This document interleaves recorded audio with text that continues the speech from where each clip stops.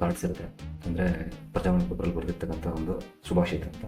ಅದನ್ನು ಕಟ್ ಮಾಡಿ ಇಟ್ಕೊಂಡಿರ್ತೀನಿ. Daily at least ಒಂದು 10 ಈ ಥರದೊಂದು ಶುಭಾಶಯನ ಓದ್ಕೊಂಡು ಹೋಗೋದೊಂದು ಅಭ್ಯಾಸ.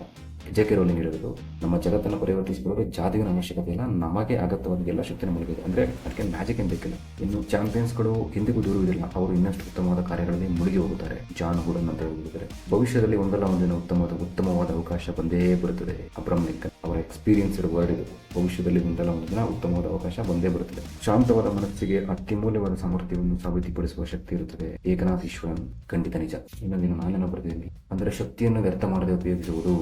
ಏನೋ ಯೋಚನೆ ಮಾಡ್ತಿರ್ತೀವಲ್ಲ, ಅವಾಗ ಶಾಂತತೆ ಇರ್ತದೆ, ಮನಸ್ಸಲ್ಲ ಶಾಂತತೆ ಇರ್ತದೆ. ಕೆ. ಪ್ರಹ್ಲಾದ್. ಕಳೆದು ಓದೋದರ ಬಗ್ಗೆ ವಿಶ್ಲೇಷಿಸೋದಕ್ಕಿಂತ, ಅಂದರೆ ಈಗ ಏನೋ ಆಗೊಂದು ಇನ್ಸಿಡೆಂಟ್ ಆಗ್ಬಿಟ್ಟಿರ್ತದೆ, ಅದನ್ನೇ ನಾವು ಡಿಸ್ಕಷನ್ ಮಾಡ್ತಾ ಕೂತ್ಕೊಂಡ್ರೆ ಅದ್ರ ಬಗ್ಗೆನೇ ಯೋಚನೆ ಮಾಡ್ತಾ ಕೂತ್ಕೊಂಡು ನಾವು ಫ್ಯೂಚರ್ನ ಕ್ರಿಯೇಟ್ ಮಾಡ್ಕೊಳ್ಳೋಕ್ಕಾಗಲ್ಲ ಅನ್ನೋ ಒಂದು ವರ್ಡ್ನ, ಒಂದು ಸೆಂಟೆನ್ಸ್ನ ತುಂಬ ಚೆನ್ನಾಗಿ ಹೇಳಿದ್ರೆ. ಕೆ. ಪ್ರಹ್ಲಾದ್. Thank you. ಇವತ್ತಿಗೆ ಸಾಕಿವತ್ತು, ಮತ್ತೆ ನಾಳೆ ಕಂಟಿನ್ಯೂ ಮಾಡೋಣ.